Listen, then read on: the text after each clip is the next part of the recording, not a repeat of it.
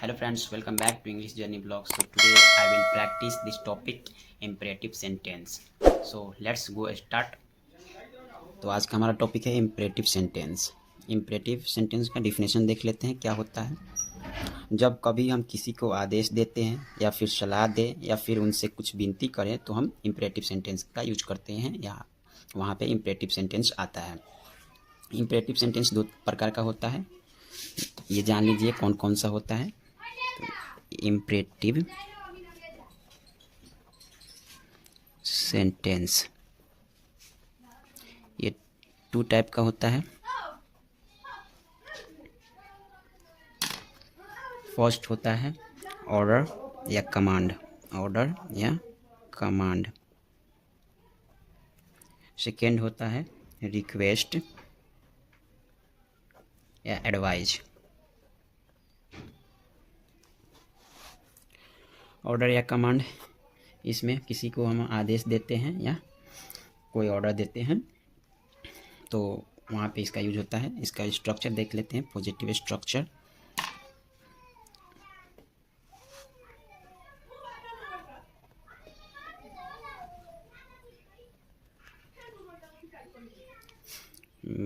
Structure होता है verb one plus object. कुछ एग्जाम्पल इस पे देख ले रहे हैं क्या होता है। एग्जाम्पल में हम कुछ सेंटेंस लेंगे, जैसे अंग्रेजी में बात करो, अंग्रेजी में बात करो।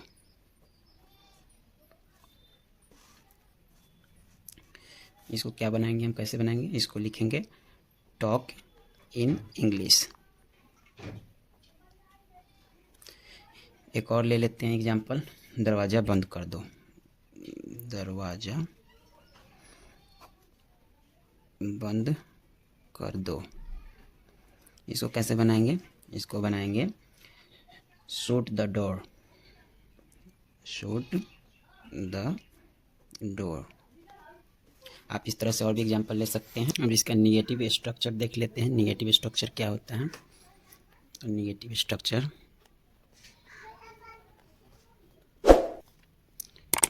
निगेटिव में हो जाएगा don't plus verb one plus object. ये हो गया निगेटिव स्ट्रक्चर। अब इस पे भी थोड़ा एग्जाम्पल देख लेते हैं, एग्जाम्पल लेकर क्या होता है। इसका एग्जाम्पल हो गया जैसे अंग्रेजी मत बोलो,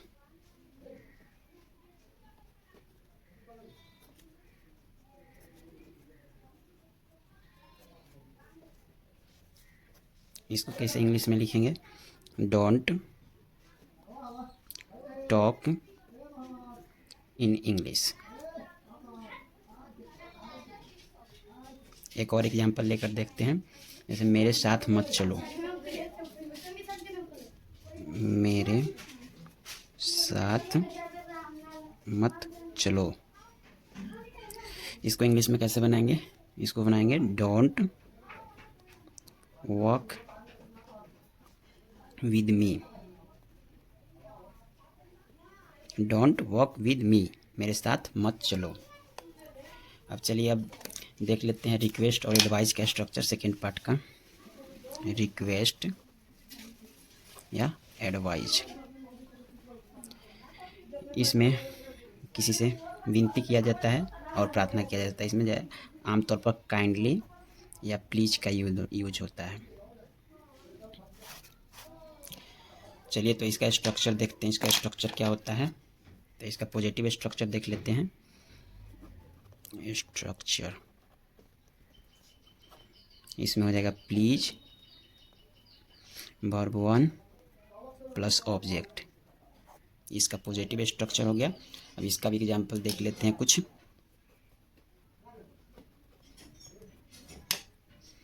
जैसे कृपया मुझ पर भरोसा करें, इसको कैसे लिखेंगे, कृपया मुझ पर भरोसा करें, इसको डायरेक्ट इंग्लिश में ही लिख दे रहे हैं। इसको लिखेंगे प्लीज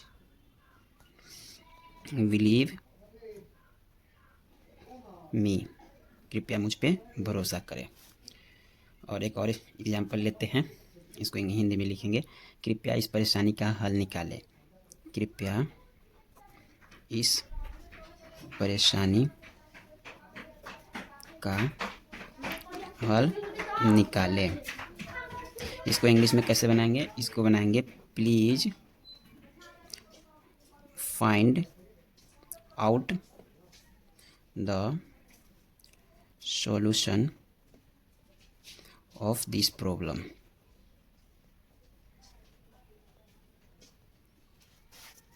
इसका कैसे बनाएंगे? Please find out the solution of this problem, कृपया इस परेशानी का हल निकालें। और चलिए अब इसका भी निगेटिव स्ट्रक्चर देख लेते हैं। निगेटिव इसका हो जाएगा please plus don't plus verb 1 plus object. इस पे भी कुछ एग्जांपल लेकर देखते हैं। जैसे कृपया उस पर भरोसा ना करें, इसको कैसे लिखेंगे? कृपया उस पर भरोसा न करें।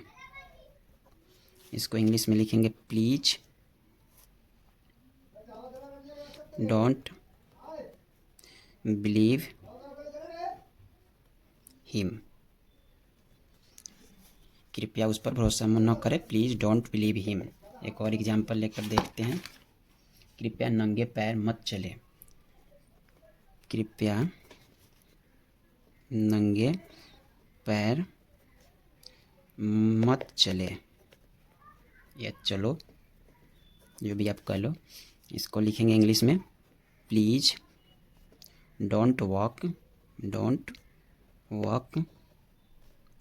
बेयरफुट।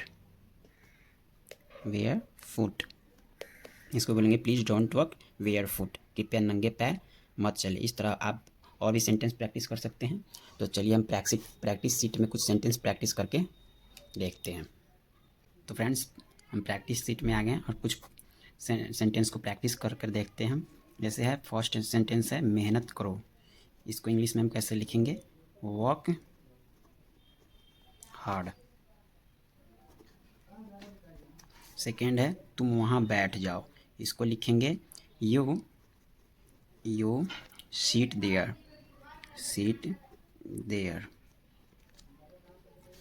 थर्ड है अब हम लोग चलें। तो इसको कैसे लिखेंगे बनाएंगे? इसको बनाएंगे now let us go.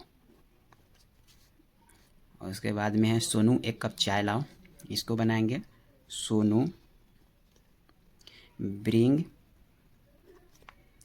A cup of T. उसके बाद में कोई टैक्सी बुलाओ। इसको लिखेंगे इंग्लिश में, जैसे वहाँ जगह कम है थोड़ा इधर ये लिख देते हैं, कोई टैक्सी बुलाओ। इसको लिखेंगे कॉल अ टैक्सी समबॉडी। कोई टैक्सी बुलाओ। सीधे खड़े रहो। इसको इंग्लिश में लिखेंगे स्टैंड अप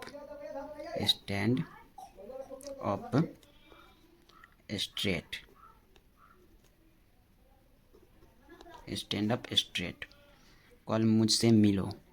इसको बनाएंगे सी मी टुमारो।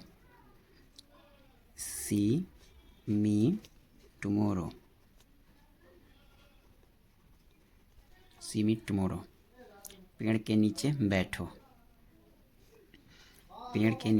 बैठो। इसको क्या इंग्लिश में हम लिखेंगे? Seat under the tree.